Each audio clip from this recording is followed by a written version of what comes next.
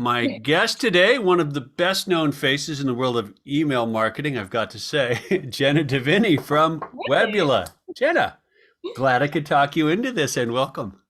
Yeah, thank you for having me. I'm very excited. Yeah, well, tell people a little bit about Webbula first, just for context.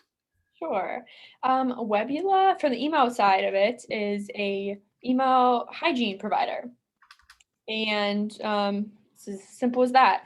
We cleanse email addresses. And on the other side of our business, we have a data enhancement side where we append information to your database. So if you have any gaps that you need to fill, Hmm. give us some sort of information and we will append any sort of PII or demographic information. Yeah, yeah. Now, and I'm not joking when I said you're one of the better known faces in email marketing because your role at Webbula is I'm you head shocked. up content marketing, correct? Yes, I'm Yeah. content marketing manager. Yeah, and you've done an incredibly effective job corralling people, getting them to talk, getting their thoughts and opinions, and then sharing that out with the world. Like really awesome.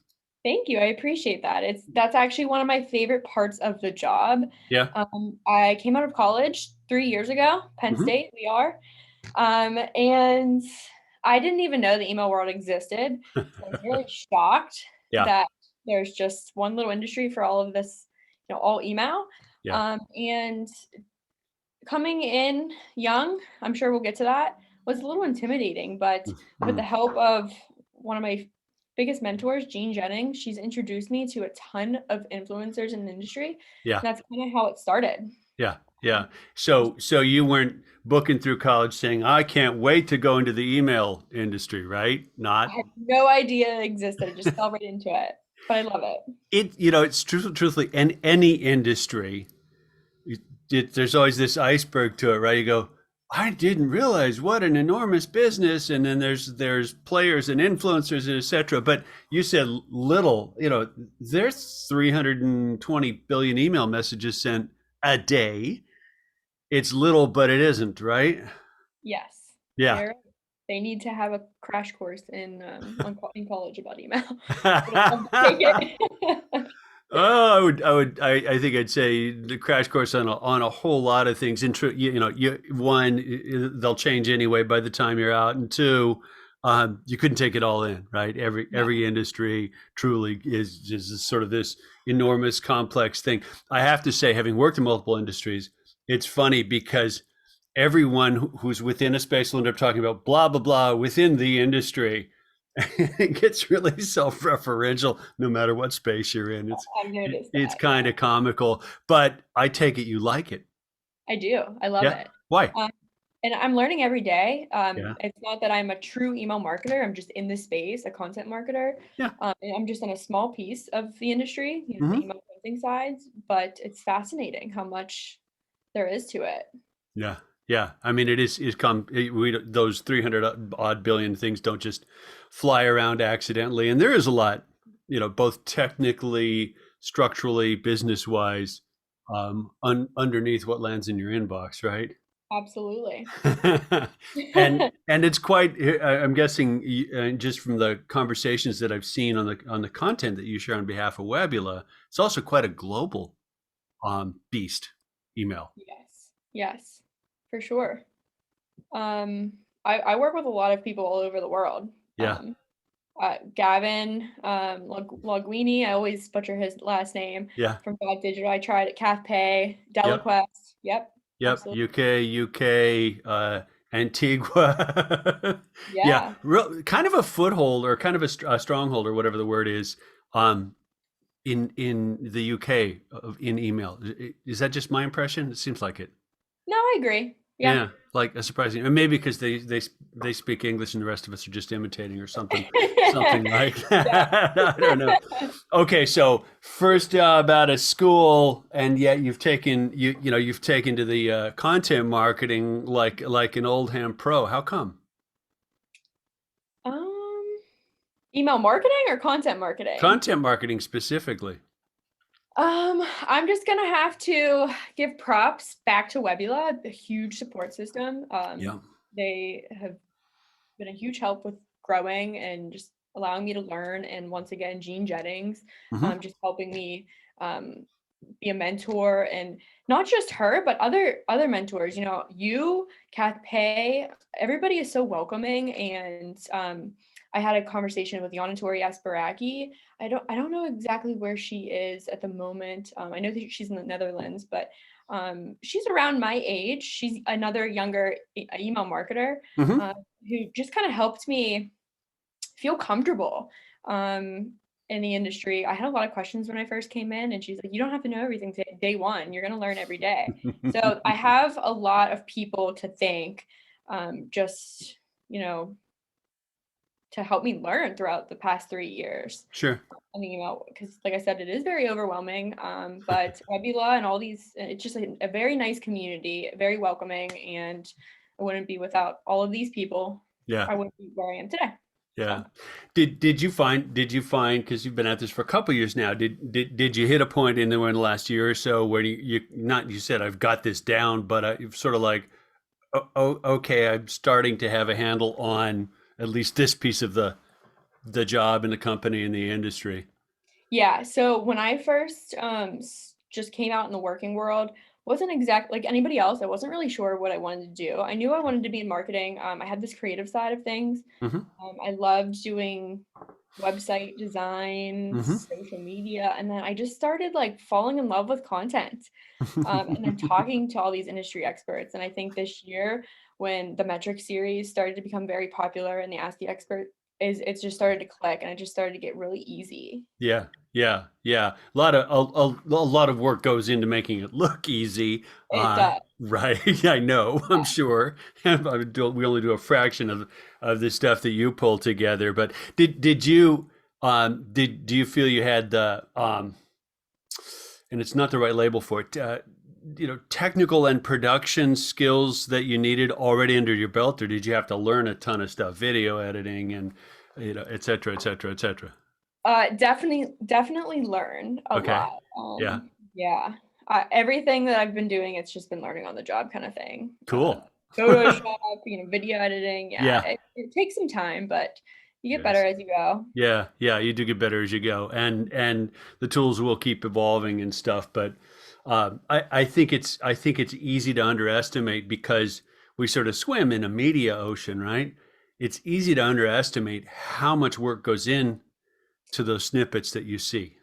There's a lot of work. I have a wonderful team and a wonderful boss, Melissa, who's always helping. But as you know, teams are small. You end up taking on multiple tasks. Yeah. Metric series, I'm writing, editing, making the emails, social media. There's a lot, and then after the video is done, you have to edit it, send out an email. There's just a lot to it, so it's kind of a 1-2-man show. I'll bet. How do you keep track of all of the pieces, both before they get assembled into content and then after you start disseminating things into the world, saying like what's working, what's not, what do I need to do more of? How do you keep track of everything? As far as tasks, I'm a good paper and pen person. I just like writing all that stuff down. But we have like resources inside ClickUp that we have that all like ready to go for us, pops up on our timeline. But a lot of it, when we figure out what we want to continue on doing, obviously that's looking at metrics, seeing what works and what doesn't work. Yeah. I find it's obviously the open rate topic was super hot for some months now. It depends on the guest who is on our shows, how popular they are, Yeah. We're in an age where every company in some sense is in media production. I mean, you're on point for Webbula for that, but companies in the I'll make this up to make the point. If you're a bike repair shop 10, 15, 20 years ago, you're a bike repair shop. Now you're like a bike media company as well as a repair shop. If you want to get people in the door, which is just, it's bizarre, right? It's just bizarre. And being really good at, and I'm not a bike guy, being really good at bike repair and video editing, not necessarily found in the same background, right? Yeah, no, I agree. Absolutely. Yeah. Spot on. That mindset was, were you ready for that getting out of school? Like, oh yeah, that's the way the world works now? Or was it like, oh crap, what? Yeah, that's a good question. It's I don't know how to answer this. This is a good one. I was never ever overwhelmed with Okay. anything. I was really eager to learn. Yeah. I think I knew coming into this world, like working world, everybody always said you learn on the job, and that's 100% accurate. Yeah. So, I mean, like I said, Webbula was very flexible. They were willing to give me the necessary tools to learn. So Mm-hmm. I was Mm-hmm. very comfortable making mistakes, you know. Mm-hmm. No, I was never uncomfortable. I was always eager to learn and try new things. And I'm in a really awesome role here to Mm-hmm. where I got to do different things all the time. I never got to just come in and do the same thing. Right. So my skill set was just all over the place. I enjoyed it. Yeah. Yeah. Yeah. Come in email marketing one day, come in, do social, I do content, I do web design. Like I love it. Yeah. Oh, that's excellent. Yeah. And that is the reality. I mean, I've been working at least a year or two longer than you have, and you know, every day it's like, wait a minute, I've got to figure out what. Okay, well, that's the job. Honest to God, that's the job now. Is you're like, yeah, I guess I better figure that out. Mhm. You know, and the learning resources just stagger me. You know, you go, hey, how do I, you know, Stack Overflow, Google search, you know, forums, whatever, or reach out to experts or, you know, or mentors and say, how did that, like, oh, that's how that works. Okay, cool. And then, you know, 2 months later, you're doing it without even thinking about it, right? No, absolutely agree. I think when I first started, it was it was balancing how to do your job and also how to understand what's happening in the industry. Hmm. Because when I was coming out of school and I'm like, what the heck is authentication? What is deliverability? I Yeah, had no idea. yeah, And yeah. then I'm writing about this, and you have to be, you have to know Conversant. what you're writing about. Yeah. So you had to keep up with your task and your job, but also like learn the industry. And Hmm. I mean, I'm still learning every single day. So Sure. trying to find those resources to go to, like, what the heck does litmus do? Like I had to like learn that, like where Yeah. to go to learn certain things. Yeah. So yeah. And it's not like there's a guidebook for it, No. you know, like any industry, any niche. Like there's not a here's the blueprint because frankly, it got reinvented somewhere in the last year. No matter what you're talking about, pretty much. Yeah, I 100% agree. I always found it, how do I say this?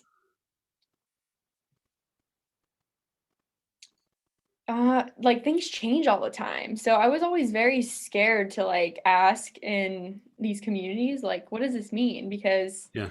we're like people like experts like you not that you would ever do this, but would be like, you don't know what that means. Like I don't know that like when I first came in, it was very intimidating Right. to come Because you in. thought you had to be you thought you had to be more of You an had to be expert an than you did. expert right away. Yeah. Yeah. Yeah. There's so much. And truthfully, I don't know anybody around my age um, to really talk to about that and have those kind of questions. Sure. I'm actually I'm comfortable. I think I have enough um, expert friends that where I could go to and talk. But people who don't, Yeah. it's very hard to find a group or young Yeah. um, email experts to Are you? talk to. Did you join? There are a number of industry groups. You mentioned Gene Jennings, and of course we're talking about only influencers there. And if you're in email and you're not in only influencers, tip Yep, number one: join only influencers. But women of email, are you part of that group as well? I am. And Yes. has that been helpful in terms of learning the space? Absolutely. I think they're a very supportive group. I think the Email Geek Slack channel was also very good. It's a great one. Yeah. Um, I started a group with Yana Tori Asparaki and Tom Belijavon from Flow Mailer, Hmm. Next Gen Email Group, for Nice. that specific reason of Yeah. greener, newer email marketers who just wanted a safe community Hmm. just to ask those so-called stupid questions and have a place to find resources where we needed to go. So Right. um, Right. we're still in the midst of launching that, and hopefully that helps people feel a little bit more comfortable, like how I wish I felt when I first came in. Now, it just struck me, and I really didn't think about this until this moment, but a substantial amount of your time in this job, this company, this industry has been the middle of this pandemic. Yep, Holy cow. I know. Those of us who remember going to offices Mhm. are just delighted with the new world. Sorry, I just think, yay for work from home, yay for remote. I'm waiting for you guys for 20 years to catch up with me here. But that is a really different experience base. I'm guessing you navigate, Zoom calls and phone calls and international, etc. Like that's normal for you, and it wasn't normal that long ago. Yeah, yeah, I was just gonna say that. I mean, we're younger, we're used to technology, we can do anything when it comes to Mm, technology. So, I agree and I disagree. I can't remember if you and I talked about this, but um, having a couple of millennials of my own, or whatever bracket you fall, roughly your age, and I've talked with them about it. They're like, I say, like, your generation is actually not that tech savvy, and they're like, yeah, you're right, Dad. They're not. They think it all works. It's kind of what you discovered about email. It doesn't mhm, just work. You don't just hit send. There's people, decisions, infrastructure, technology, mistakes, hairballs, all sorts of stuff behind the green button that you click to make the thing work. yeah. And No, and I it, actually do agree. I'll take my statement back. We are like this. I think the people below us were who were just born straight into technology. I know I had times growing up where I didn't use technology. I played outside. So, yeah, yeah. um, no, I do agree. The transition was fine. I think I was already working in the space a year, About a year before the year, about two lockdown. years, Okay. 2 years. So, I mean, not as long as most, but um, Had you it gotten to at least one live conference and actually face to face met other people? That helps, doesn't it? Yeah, I actually that's the one thing I missed. I really Agreed. enjoyed going to shows before COVID hit, Yeah. and I'm heading to my first one since COVID Yeah. here in December, so I'm Yeah. excited. Yeah. No, it's it I was a long time non-fan of live conferences, but the email space in particular, having a lot of just wonderful people and relationships in it, I'm really looking forward Yes. to live conferences against, like, just to see those folks and have a beer, have lunch, whatever with them. Oddly, that we're all kind of hankering for that in this far side of this lockdown Yeah. stuff, Yeah. but we're not going to shift the work style back to exactly what it was. I really don't think. No, I like the mix. Currently here at Webbula, we come in once or twice a week. Do you? Okay, cool. Yeah, yeah, and then working from home, I would say I'm probably more productive at home. I'm just straight focused, but it's nice to come in and just see, Hmm. people that we work with. We're big on culture here, so we like to have food challenges. We just had crock pot chili challenge. We're starting soup challenges, so it's fun. It's nice to like mix Oh, have that's a schedule. that's good. How big's the company in terms of number of employees? We're about 20, Oh, 20 that's ish a nice size. people. Yeah, you know everybody.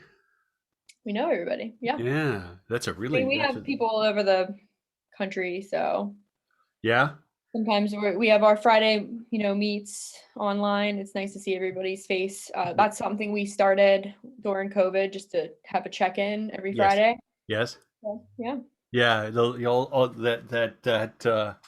I'll age myself with the joke here. So Hollywood Squares or Brady Bunch, Yes, wall Hollywood of Squares. wall of faces, and you can Yes, live like this. yeah. But it does matter, and it does actually help. I have to say, and I think you've been on a number of them as well. The Only Influencers group, Gene teed up the live Thursday Hmm. calls, and I feel like that's become real. Like, I've gotten to know a lot of people in those conversations, and it's been incredibly it's just been a wonderful piece of life. And before that, I would have said a couple years ago, casual Zoom call, give me a break. No, it's actually usually really good conversation. It's a privilege to sit in and listen to a lot of them. I do agree. That's where I met you, Matthew, and the That's right. OI calls on Thursdays. So they definitely, before this, I was never big on any of the Zoom calls, but I felt a little more comfortable. The community was very welcoming. It was just a really relaxed conversation about blog posts and Yeah. email. Yeah. Yeah. Great to be on. Yeah. He So, does his job. as the content marketing, one of the content marketing experts in this space, like, where do you see content marketing shifting as you look ahead with what you're doing in your role? Like, what do you think you're going to need to start doing differently to help your company get where it wants to go? Well, I'm noticing utilizing experts has been very, very big, but I just think I know you've heard this a lot, but video is just something that's going to be continue to rise, and I need to utilize more on. So try to incorporate. We surprisingly just started true email marketing last year, so ramping up on email marketing a little bit more. Yeah. So Oh, you mean yeah, that just in terms of your yes, own outreach and upkeep, and it's a yes, lot of work, isn't it? it is. It is a lot of work. Like, oy vey. It's like, Mhm. oh, you just put a thing on your website and email will magically go out. No, having something to say and say regularly um, takes We effort. vamped up Webbula's website very nicely in the Mhm. past 2 years as far as content, but my next goal is to like really get out there on just like not just our website, but just get out there and talk to as many people as possible. Really, and transform a lot of that into video and from a content perspective. Yeah, video internally, of course, but just getting out there on other blogs and partnering webinars, Yeah, yeah, yeah. stuff like that. This will be an esoteric road to go down, but since you and I both do a bit of this, I go back and forth about some aspects of video, and asterisk. I've been championing video online for a lot longer than most people have. Mhm. 2009, I launched a explainer video company. Like, YouTube was a little baby at that point. Sure, Um, and there's no question about how engaging the form is, and how different the attention and engagement is when you have a serviceable, useful piece of content. I do find myself thinking, there's no way in heck I can watch everything I should. Like, sure, there's just not enough time on the clock. sure, And I find myself impatient with sort of impatient with video that doesn't try to maximize my viewing time. Like, this is going to sound finicky, but when I watch an explainer video in the first 15 seconds or someone's flying logo, I'm like, stop, next. Why? Because you just wasted 15 seconds and didn't get to the point. sure. Yeah, and it's a tough. Like, we're there's more than we'll ever watch, which is kind of a funny thing to think about. I agree, but would you rather watch a video or read like a blog post? In my eyes. Truthfully, depends on the topic, Okay. depends on the context. I'm an avid reader, and I read fast, so scan, skip, skim behaviors are useful. And video and audio don't afford that Sure. very well, right? Okay. Yeah, and video is closer to being experiential. Reading, obviously, reading and text quite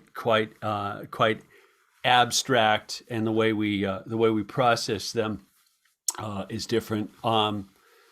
So I don't know if that answered your question, but keep going with your thought. No, I mean, I actually have to agree with you. I guess it just depends, but most of the time, I'm gonna be honest. You're right. I skim, but We all do. I think video appeals more to me. Yep. When I'm scrolling through LinkedIn, when I see videos, I'm more Hmm. likely to watch it Hmm. than read a long post. To be Yeah. honest. Yeah. Yeah. Or sometimes a both and. Do you transcribe or have transcriptions of your expert panels videos done? I actually don't. No, that's actually a good thought. Yeah, well, for what it's worth, this our conversation will end up being transcribed, but the balance we've struck with it is AI machine transcription, Okay. partially for the comedic value, because you know it's going to get some stuff just comically awful. But if when I take this conversation and we've edited the video, we get the transcription, we put it on a page on the site, and we put the transcription below. I mean, I hate to bow to the mighty Goog, but the value of that piece of video content goes way the heck up with all of the keywords that we've unconsciously been using in the course of this conversation there in a machine readable form. I 100% agree with you. I think that's something we'll have to tackle in our deliverability series next year. Might not be a bad idea. You do have to get a pair of handcuffs or sit on your hands if you have any kind of a perfectionist streak, because transcription is awful. It's like it's amazing. It's this good. Oh, that's awful. And you say, do I say that much? Oh my God. It's embarrassing. Yeah. I hate watching myself on videos. Yeah, so. Sure. But if you go down the rabbit hole of trying to correct a transcription, 3 hours later, you realize how much text we make when we're just conversing with each other, and how poorly structured the sentences, paragraphs, thoughts, etc., connections tend to be. Yeah, no, I agree. And we're all fine with it. Yeah, thank you for the idea. I got to get on that for next year. I will when we finish this. I'll when I click the little pause button, I will send you a couple of recommendations, because I've run the geek gamut on that. No one's perfect at it yet. It's getting better and better. Proper noun stuff. Webbula will probably trip up an AI. Sure. And name mistyped once will be mistyped many times. That's relatively easy to correct. But terms of art, acronyms, industry terms, those things tend to be kind of a stumble, because they're very general case models at this point. But getting better and better and better at a scary fast pace. I had been reading, and I was curious to talk with you about this. I had been reading about sort of doom and gloom prognostications that we're all about to get swamped by a tsunami of AI generated content, where you say, gee, I need an article on deliverability. Oh, hey, computer, go write an article on deliverability for me. Yeah. Which just pisses me off to think about. Yeah. Did someone actually say something, or was that just words that got put together? Yeah.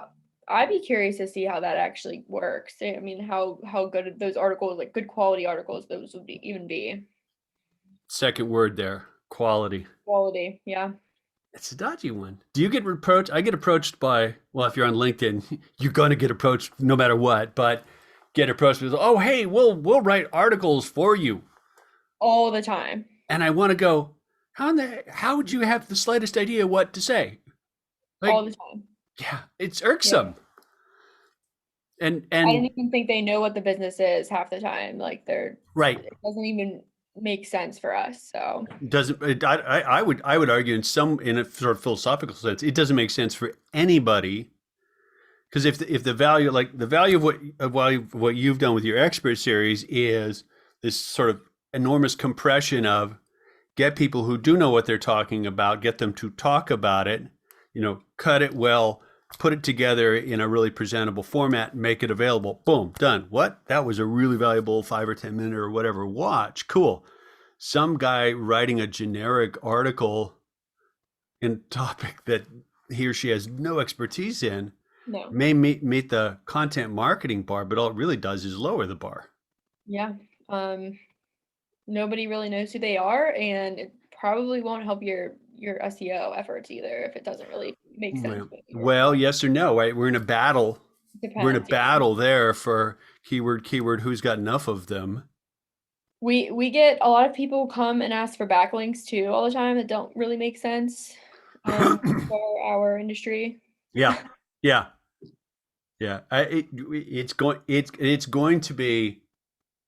going to be a problem, and it's a consequence of or cost of the gains we're getting from disciplines like AI. That what's the AI that's sort of buzzy and famous right now? LPT3, I think. Like really darn good writer. You say, hey, I need 6 paragraphs on email hygiene. Blah, blah, blah, blah, blah. and it's ingested, enormous Yeah.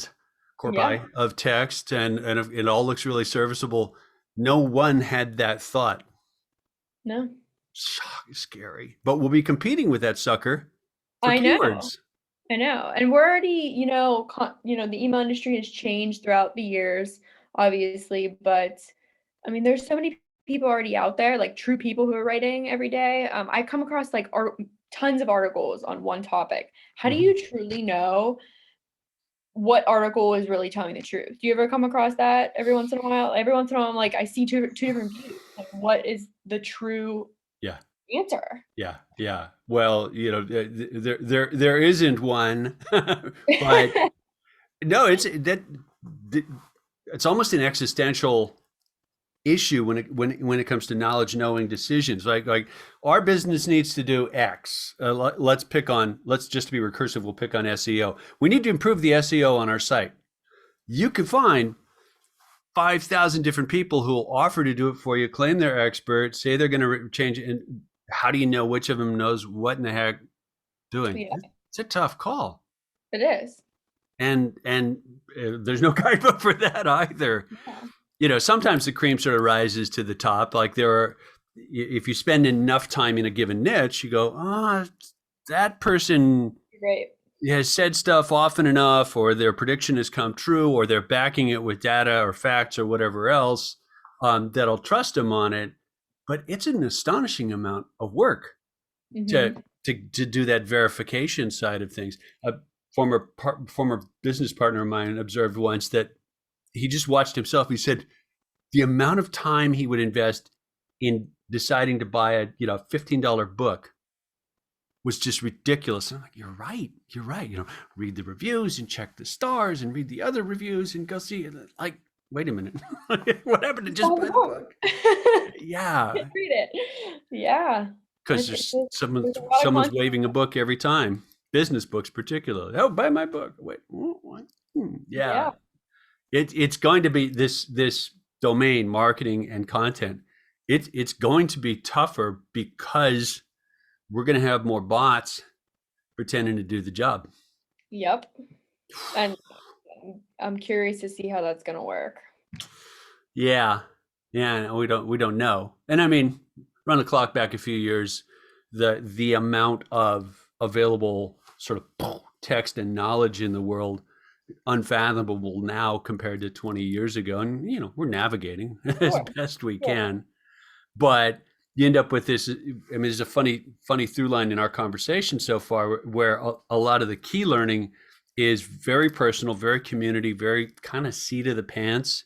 And that's part of how we navigate the complexity. So I trust so-and-so to tell me how to do that. Yes. So they're kind of helping me ignore the drivel. And where do you meet the people and get to know and trust them? Conferences, conversations, enough repetitive exposure. Yeah. Yeah, exactly that. When I first started, I started to see a trend of people who popped up on my timelines. I started to get familiarized with the experts and the companies, and that's just kind of how I knew the trusted sources. So interesting. Do you tend to keep that file? Does that ranking tend to sort of exist in between your ears? Are you super methodical in a CRM about it, or what? No, it's pretty much the same. You know who you know. Yeah, I know who I know, and I'd like to obviously.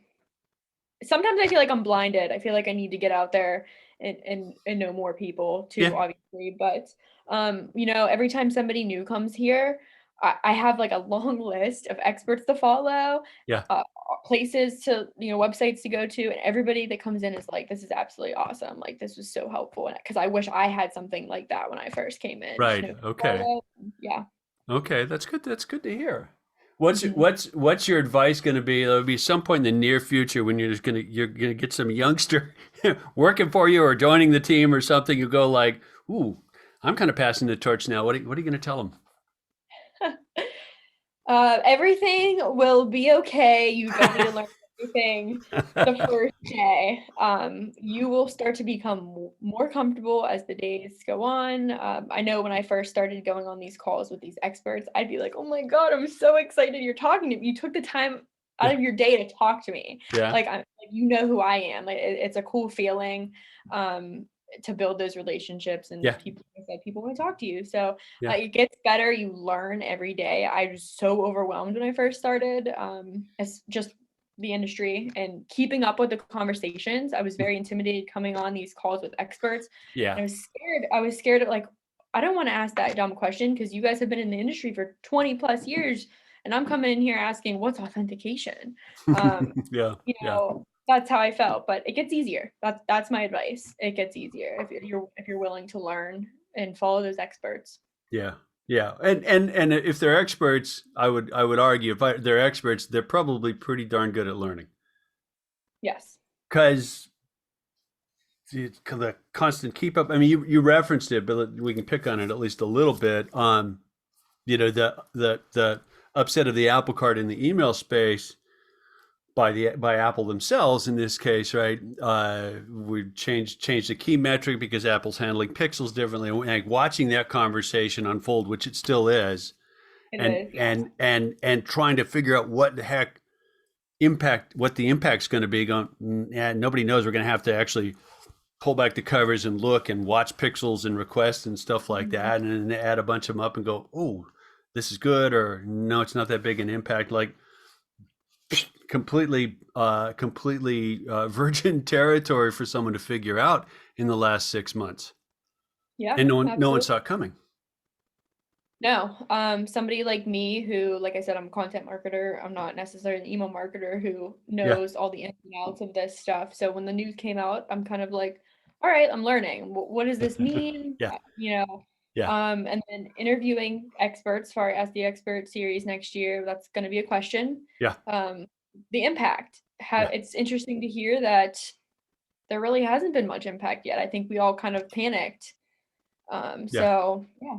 Yeah, not yet. I think we talked about this. Like that number, the number could spike. The impact could become worse fairly quickly, and nobody has any control of that throttle except Apple in this case, because just take up right now is fairly low. We keep seeing sub 20% numbers in the stats that we're running. I'm like, interesting, but. You know, as I said, when my wife says, should I do this upgrade that my phone is telling me to do, then I'll know the number's about to go doink and jump a bunch, right? I think it was just an eye opener for all of us. You know, the open rate's there, but you shouldn't be relying on it 100%. Yeah. You know, Yeah, absolutely.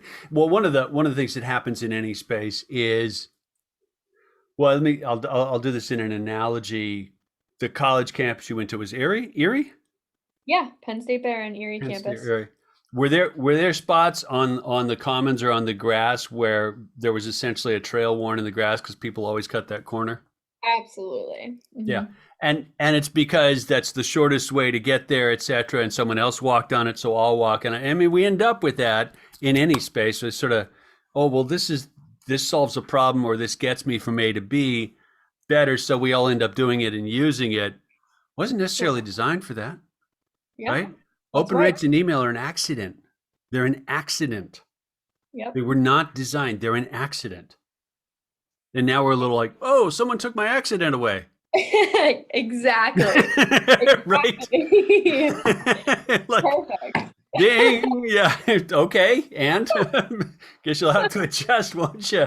Exactly. Yeah. You know, websites and search optimization, a bunch of accidents there. And one company in particular did a really good job of going, ooh, we could actually do something with that. And I'm talking about Google here. Google took enough control of the sort of accident about website structure where they flipped it over, and now you really tailor your website to make Google happy. They're more the gateway to your traffic than the site itself.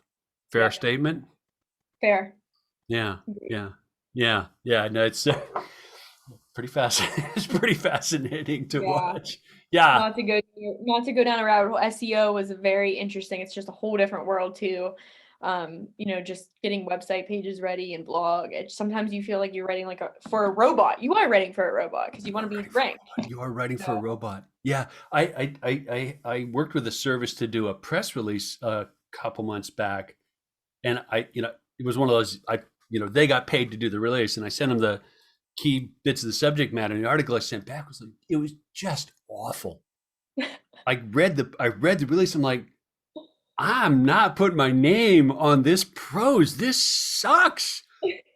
And they said, we're really good at writing stuff for SEO. Like, look, that's really depressing.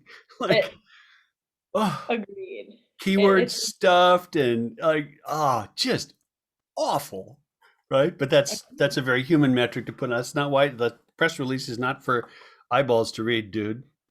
No, it's for robots to read to eventually get some eyeballs to whatever the thing is. Like, wow, that's just flipping bizarre. Exactly. That sounds like a good use for AI, right? I was just gonna say that there's AI for you. It doesn't make sense, but there you go. Right, boilerplate, so all the robots can write for each other. You guys just go talk to each other. Like, leave us alone. We're gonna go to a conference and have a beer. Yes, exactly.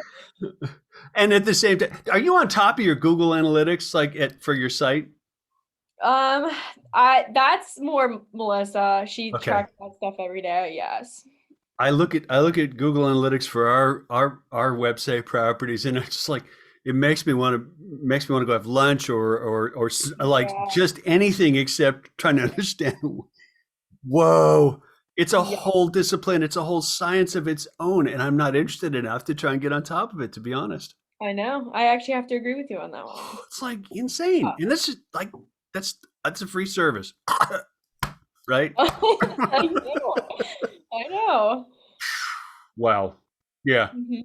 Yeah. Did you feel like you had to sort of amp up the technical skill set's the wrong label, but tech and data and just facility with digital tools? Did you have to increase your time spent on learning the tool set of the job, or did you feel like you kind of had enough grounding to make that easy? Absolutely. You have to learn everything on the job, of course. Not technical HTML. You can't just go in and drag and drop anything anymore with website. You got to know some code. As far as metrics and understanding, you had to. It took time. Yeah, interesting. Never saw any of that stuff before this job, so. Right. Well, even we had someone on the team here with they're fresh out of college comp sci degree, and it was I'm picking on you, dude. So if you watch this, I'm picking on you. Like, took them 6 months to start being useful. Like, don't do theory, right? I need results, and you're not going to write an operating system like solve this little problem with this tool set as fast as you can and move on to the next one. Why? Because that's the job, right? Yep. Yeah. And the base knowledge was there, but that really specific solve this thing today domain knowledge that you have to do every day, that I have to do every day, and learning to do that as quickly as possible and sort of start accumulating those pieces as you go along. That's more the nature of work now. No, yeah, it's tough because everybody sees all the fun stuff of your job, the content creating, and that's the stuff that I enjoy the most. Yeah. There's the dirty work. You gotta understand the metrics, what's working, what's not working, the tools, like you said. So I mean, as much as you don't enjoy it, you have to do it. Yeah. And the sort of organized, keep the bits and pieces and parts organized so you don't make yourself crazy as well. It's like, that takes just as much time as everything else, just organizing, keeping track of things. I read the other day, I'm not picking on you, I'm not picking on your generation, but I read the other day, someone said, like, it's shocking, there's a generation, below a certain age, they don't do folders. They're used to sort of flat structures. And I'm like, what? Like, you say, I think it was a college prof said when he said, put the such and such in that folder, blank look, like, what are you talking about? So what did they do? I think it's more everything's in a search engine somewhere. as an Okay. alternative? Yeah. I have a little old school in myself, so I would say, I mean, I do folders. Yeah. I search. I think if you do content and you don't do folders, you're dead. Yeah, absolutely. You have to. You You gotta have have to. backups on backups on backups. Yeah. Yes, yes. Oh, And you get kind of anal about your naming and structuring and oh, stuff like that, because otherwise you just can't like yeah. you make more work for yourself if you don't kind of get on top of that stuff. Absolutely. Yes, that was the wrong question for somebody. Yeah, folders, absolutely. Boulder's absolutely okay. Glad to hear it. And you know what? You can get more than one college degree and not know how to make a proper folder structure, which should be illegal in my humble I opinion. know. I know. Smack. Agreed. Yeah, because and then when you get someone else's mess, Oh, hmm. right? Why is it? This is I can't. Right? Yeah. Panic.